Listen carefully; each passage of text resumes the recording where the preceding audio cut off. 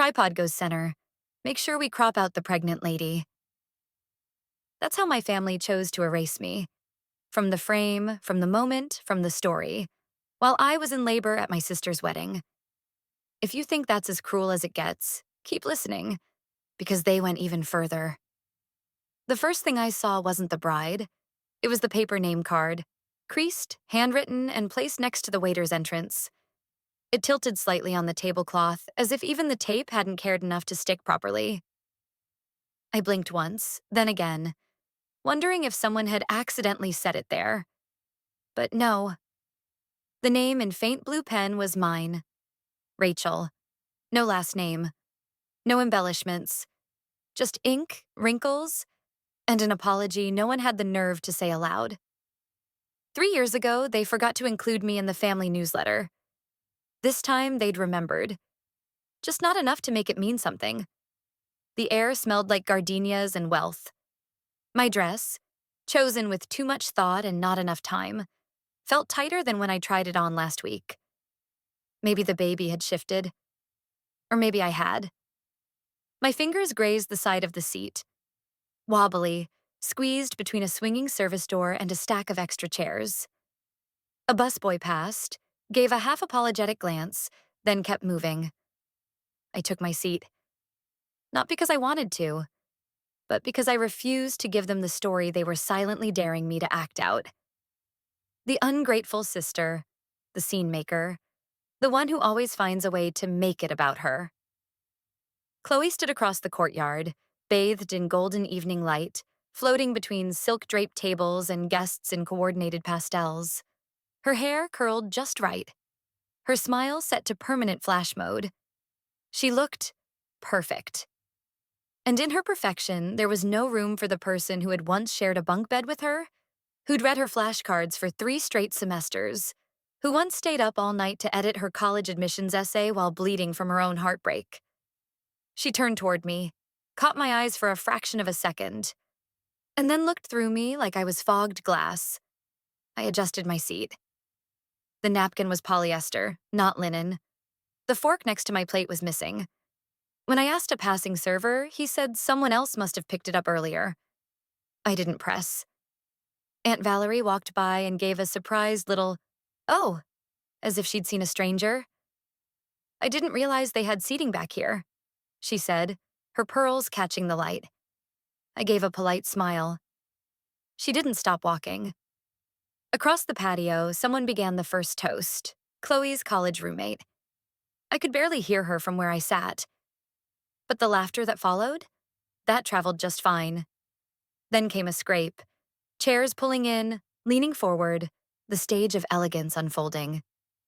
The main table sparkled under the fairy lights. Chloe and Richard, our father, toasted with glass flutes.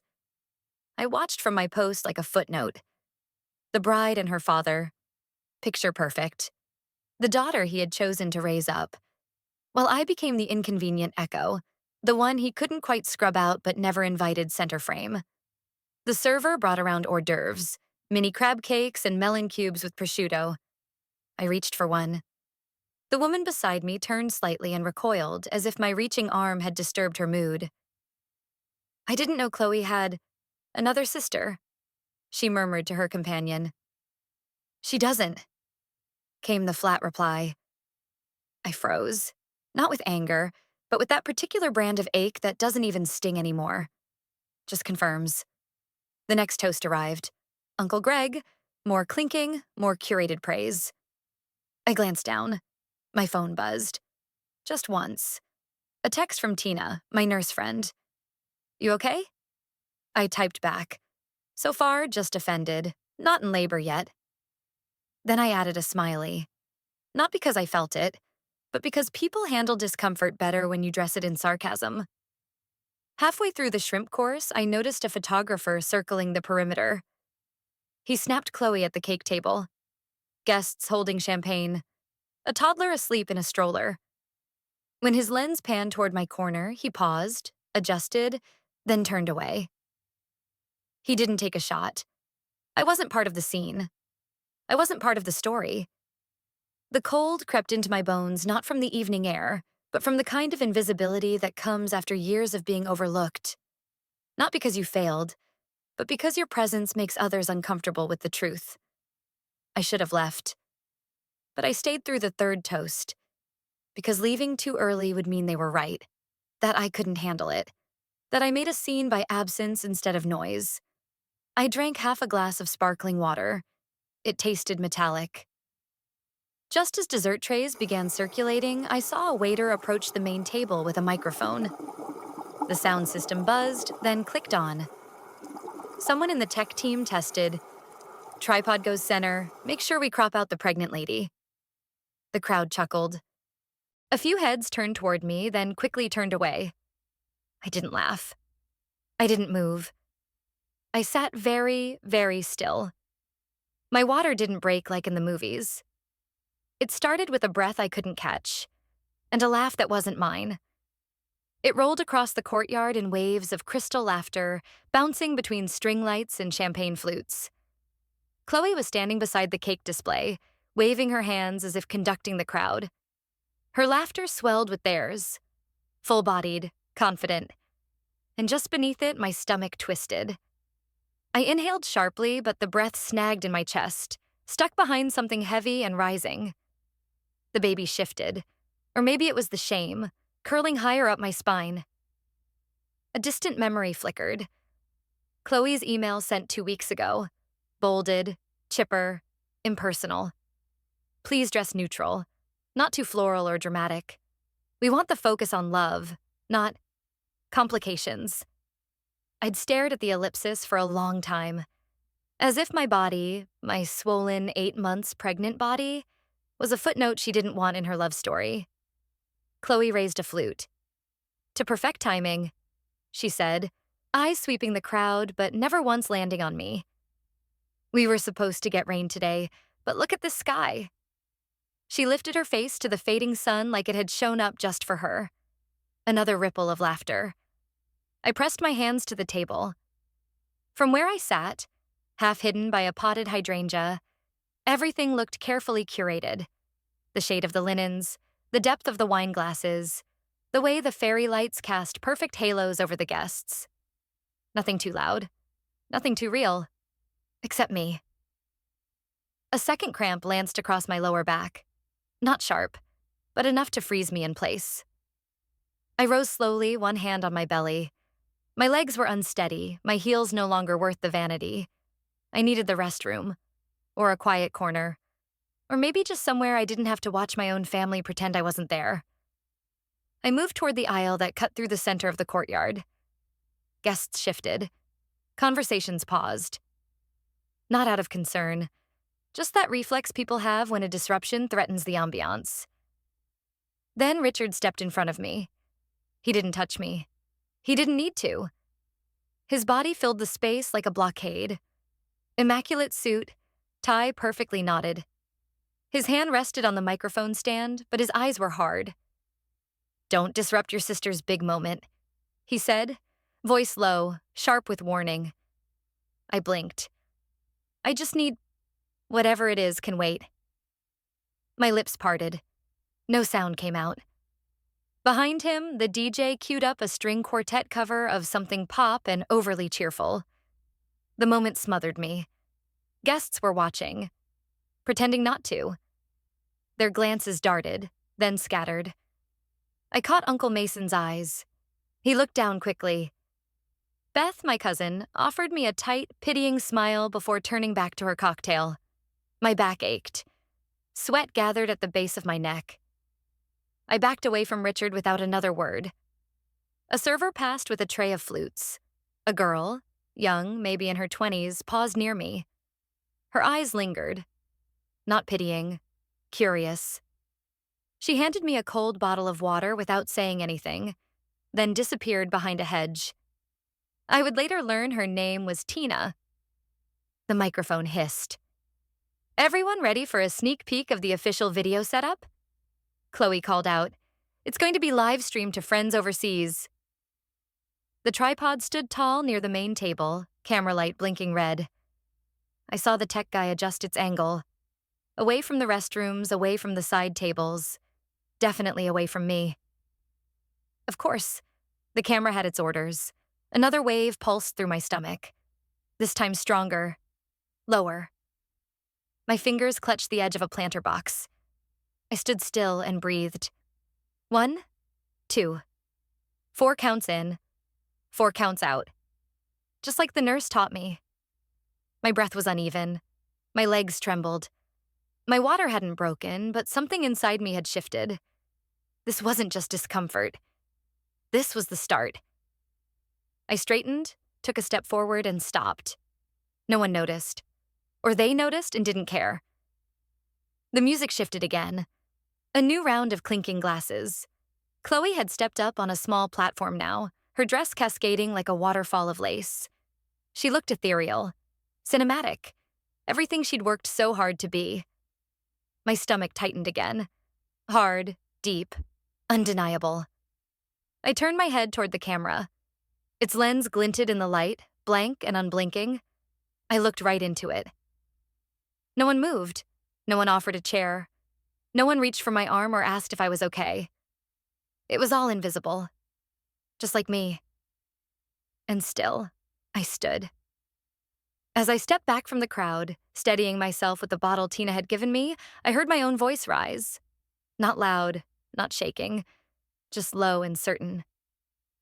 You're not erasing me this time. I walked myself out of the wedding, not because I was weak, but because I finally understood the difference between shame and strength. The gravel crunched beneath my heels as I stepped past the last of the fairy lights, away from the laughter and curated joy. Each step felt heavier than the one before, not just from the contractions inching closer, but from the weight I was finally setting down. Moonlight pooled across the back parking lot, illuminating rows of pristine cars lined like props. Beyond them, the vineyard stretched in quiet darkness, beautiful and indifferent. The air was cooler now, the music behind me muffled by trees and distance. I didn't look back. By the edge of the lot, a low oak tree cast a crooked shadow. I stopped there, placing one hand on my belly, the other on the bark for balance. My body hurt, but not in ways anyone could see. Not just labor, not just the physical unraveling. I'd spent too long letting them decide what my presence meant. Tonight, I stopped asking. The pain pulsed again. Lower this time, deeper. I breathed through it. A familiar voice approached from the far side. You sure you don't want to ride? Tina. Her uniform shirt had a soft stain on the sleeve. Her name tag tilted, but her eyes were sharp, present in a way no one else had been all night. I'll drive myself, I said, calm. But thank you. She nodded, not pushing. She held out a clean bottle of water and a paper towel. You'll need these more than they'll need another toast. I took them both. You should quit this job. Tina smiled. Already sent the email. Then she was gone.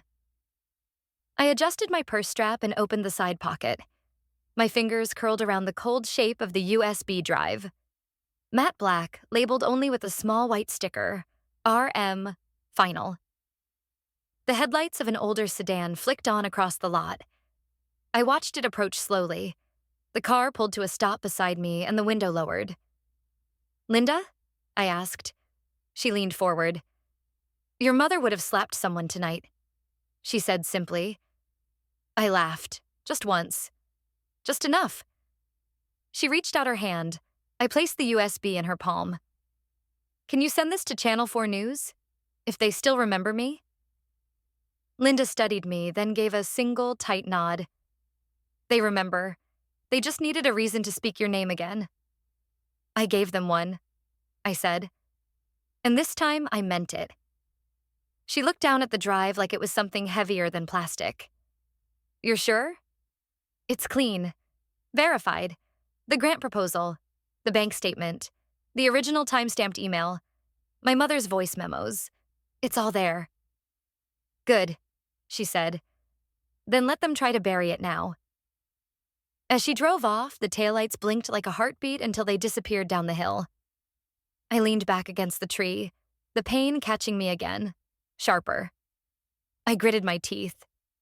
Not fear, just the body's insistence that I no longer wait.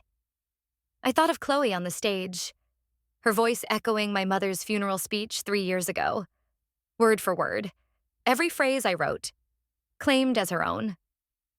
I thought of Richard in his polished shoes, speaking to donors as if the Morgan Foundation had always been his alone.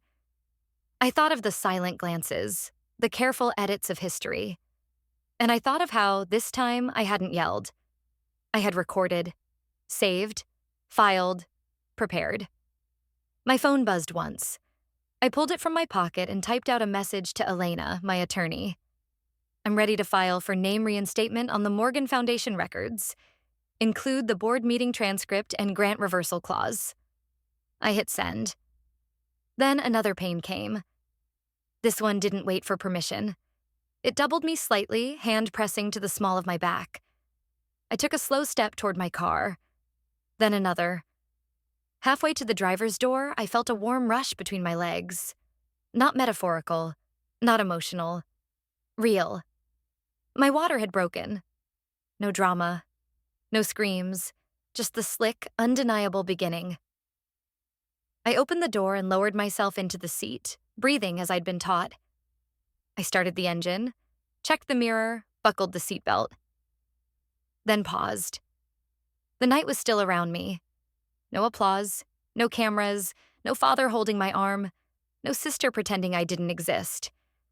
And I didn't need them. As I shifted the car into reverse, my phone lit up again on the console screen. Incoming call. Private number. I let it ring. She doesn't answer. She's already in control now. There were no balloons, no flowers, just my name on a plastic band and the silence of a delivery room at midnight. The nurse clipped the band on my wrist without ceremony, just a quiet click and a glance at the intake form. No questions. No family listed. No emergency contact. Just a blank space and the quiet weight of autonomy. I signed every document myself, one after the other, hand steady even as my stomach clenched at odd, sharp angles. The pain wasn't polite anymore. It no longer waited for transitions or pauses in conversation. It simply arrived, took what it wanted, and left echoes behind. The fluorescent lights above buzzed faintly.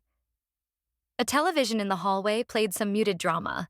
Behind a frosted glass panel, I heard a nurse laughing at something on a monitor. Not unkind, just distant. A sound not meant for me. Tina appeared at the foot of the bed, not in her server uniform, but scrubs now. Dark blue, hair tied back. Her badge read, Tina Alvarez, L&D support. We didn't speak about the vineyard. We didn't need to. She placed a cool hand on my shoulder and whispered, You're not alone in this, okay? I nodded. That was all I could manage between contractions. Dr. King arrived moments later, calm and almost too composed. His eyes moved from my chart to my face and back again. Any support person coming? He asked, not unkindly. The hospital called. Tina answered for me, voice steady. No one responded. He didn't press, just made a note and began explaining the stages of progression, breath counts, the epidural option. I declined. I wanted to feel it. I wanted to remember exactly what it took. Between contractions, I lay still, phone in hand. The screen lit up again and again. Notifications, mentions, tags. Someone had posted the clip. Richard standing between me and the aisle, his hand half raised like a stop sign, my visibly pregnant body shifting awkwardly behind him. The caption read, Bride's sister, blocked during wedding, while in labor. Another version zoomed in on Chloe laughing with a mic in hand, while I stood unnoticed. The comments were a mix. How could they? Who lets this happen? She looks like she's in pain. Dozens. Hundreds. My thumb hovered over the screen. Then I set the phone down on the tray beside me. They're seeing it now, Tina said quietly, and they're not unseeing it. I closed my eyes. The next contraction nearly split me. It pressed into my spine, pulled at every muscle like a thread about to snap. I gripped the rails, not to scream, but to stay grounded. A flash of memory surfaced. My mother's handwriting, slanted and dark on the yellowed notepad she used for everything. If they ever try to erase you, let them try, but never let them succeed. She had tucked the letter into a cookbook the week before she died. I found it months later, stuck between recipes for lemon bars and a folded receipt for coconut oil. I had read it in silence, standing barefoot on cold linoleum, one hand against the counter to steady myself. Another contraction. No time for memory. Just breathe. Just grit. Just getting through. The hours blurred. I drifted in and out of clarity, pulled by pain and focus and the terrifying beauty of endurance. Dr. King counted. Tina held my shoulder. No one else came. No Chloe. No Richard. No flowers. No waiting room pacing. Just me. And then, like a hush after thunder, there it was. The first cry. Small. Rasped. Unmistakable. I didn't cry out. I didn't even speak. I just let my body sink back into the bed, tears sliding down my face without force. Tina placed the baby on my chest. Tiny, flushed, fierce. She's healthy, she said gently. I stared down. Her fingers were curled into tight little fists. Her breath was quick and unsure. Her name is Morgan Ray, I whispered. Tina smiled. Strong name. I didn't answer. I was busy committing the moment to memory, the feel of her heartbeat on mine, the bandage across my wrist from the IV, the way the lights above flickered once and then steadied. She was real. I had brought her here. I had done it alone. A soft knock tapped at the edge of the moment. Another nurse entered. Different face, kind eyes. She approached slowly and handed me a sealed envelope. This was left at the front desk for you, she said. No name on the return. Just this. I looked at the front. My name, handwritten in ink. No flourish, no mistake. Inside was a card with a logo I hadn't seen in years. Channel 4 Newsroom, Investigative Unit. A sticky note inside read, "Whenever you're ready to speak, I'm listening." I held Morgan tighter, her breath warm against my skin. The lights hummed, and for the first time in years, I didn't feel erased. I didn't raise my voice. I raised a file. The morning light cut across the apartment in long, quiet bands. Dust floated in the air like breath held still. Morgan slept in the bassinet beside me, one tiny fist curled under her cheek, her breath soft and unbroken. The world outside was still half asleep, but my screen had already been glowing for hours. The cursor blinked over the caption field. 3 slides. Nothing more. Slide 1. The title deed. My name, my signature, my wire confirmation, dated 6 months before Chloe claimed the donation publicly. Slide 2. A still from the wedding live stream. Chloe mid-laugh, microphone in hand, while I stood doubled over near the edge of the screen. The angle framed it perfectly. Her in center light, me invisible but undeniable. Slide 3. The donation form to Morgan Foundation. Under payment source, the last 4 digits of my account number. No dispute there. The PDF was watermarked with the timestamp and IIP address. I had removed all commentary. No hashtags, no drama, just the facts. I posted, then closed the laptop. 10 minutes later, my phone began buzzing. Not violently, not panicked. Just a steady stream. Notifications stacking neatly, one after another. Tina texted first. Posted it to my story. It's spreading. People are finally seeing it. Then Elena, my attorney. Clean. Tight. Legal. Want me to prep a follow-up in case they respond? I typed back. No. Let them scramble. I'll be here with oatmeal and a teething ring. I didn't need to shout. Not anymore. At 10:14 a.m. at Green Coastline Foundation posted a public statement. Effective immediately, Chloe Morgan is no longer affiliated with Green Coastline. We believe in impact over image and in giving credit where it's due. Comments followed. Wow. This is why receipts matter. You can't steal the story from the one who lived it. I always thought something felt off. No one tagged me directly. That was fine. The truth was walking on its own now. It didn't need me to hold its hand. I opened the cupboard and pulled down a chipped mug. The same one my mother used to drink coffee from when she worked late nights reviewing nonprofit ledgers and printing flyers. I poured hot water over a tea bag and let it steep. At 11:02, the biggest break hit. Rose and Ash official. In light of recent verified evidence, we are ending our brand relationship with Chloe Morgan. Rose and Ash supports creators, not cover-ups, effective immediately. That post racked up 8,000 likes in under an hour. I didn't gloat. I didn't screenshot the comments or forward the headlines. I just sipped my tea and watched Morgan stir in her sleep, a tiny wrinkle forming between her brows like she was dreaming of something serious. Elena pinged me again. If she comes back at you, I've got the press team briefed. But she probably won't.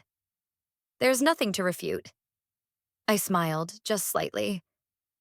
Silence is her favorite escape hatch. Let her crawl through it. The apartment stayed quiet. I played soft music through my phone. Just cello and piano. No lyrics. I didn't want other people's words clouding this moment. I folded the blanket at the foot of the bed, straightened the stack of documents I had labeled Legacy, not for show, just for order.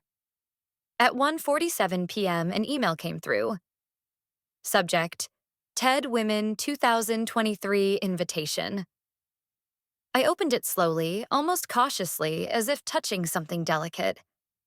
Hi, Rachel. We've been following the story you shared and the conversations it sparked. We believe your journey belongs on our stage. Calm, precise, and deeply human. Would you consider speaking at this year's TED Women Conference? We'd be honored to include your voice. It was signed by the director. No assistant, no general inbox. I didn't reply right away. I read the email again, then again. And then I looked down at Morgan, who had turned her head slightly, her lips parting in a sleep sigh so pure it cracked something open in me. They took my name off the program. They cropped me from the frame. They sold my work with someone else's smile. But now they wanted the voice behind the file. And this time, I wasn't whispering. They wrote me out of the story.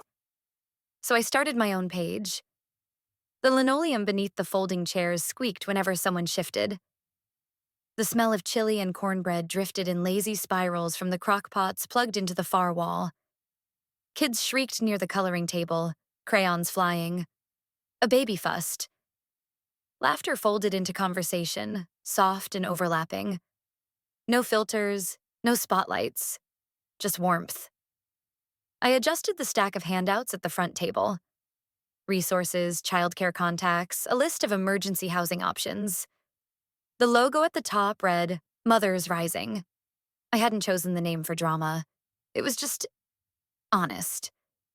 Morgan babbled in her carrier next to me, one sock already missing. I reached down and tapped her foot. She grabbed my finger and didn't let go. A woman approached, toddler in one arm, diaper bag threatening to spill from the other. You're her, right? She asked, half smiling. The sister? From that wedding video? I paused, then returned the smile. I'm the one who stayed. She laughed, not mean, just relieved. Good. Someone needs to. She moved toward the snack table and I let the words settle around me. Not a title, not a scandal, just presence. I heard the scrape of a chair to my left. A woman with a tidy bun and a city ID badge stood quietly, a clipboard pressed to her chest. We've been watching your work, she said, keeping her voice low. The consistency, the clarity. I nodded, waiting. We'd like to name you to the advisory board for women in housing equity. My stomach tightened, not from nerves, but from the weight of a promise being handed back. Not charity, not apology, recognition. I'll think about it, I said, already knowing the answer. She smiled, the way people do when they're glad they asked.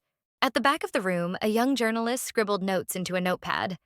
Local women's magazine. Print only. Circulation of maybe 2,000. She'd asked for 5 minutes after the session, nothing flashy. I don't want to write about the scandal, she'd told me earlier. I want to write about the seed that grew after. I like that. We wrapped the session with story time. Just a few pages from a book about a fox in a hill and not giving up. The kids clapped at the end, unsure why, but enthusiastic. After they dispersed, I returned to my small desk tucked behind a half wall near the entrance. The mail sat in a cardboard basket, mostly flyers and clinic reminders. But one envelope was cream-colored, handwritten. No return address. I turned it over slowly. Inside was a letter. Dear Rachel, years ago I made a donation to the Morgan Foundation believing I was supporting innovation. Later, I learned I was funding erasure. Now I understand who the architect truly was. Please accept this gift as a thank you for the integrity, the silence, and finally, the sound. DL, donor. Since 2008, I didn't cry. I didn't rush to post it. I just folded it once and placed it into a file marked Legacy next to my mother's old letter. The crease in hers had smoothed out now. After so many readings, it lay flat. Like truth no longer bent under pressure. The last task of the day was small, hanging the nameplate on the office wall. It arrived last week, brass-edged with soft enamel, the kind used in community centers. Not flashy, but solid.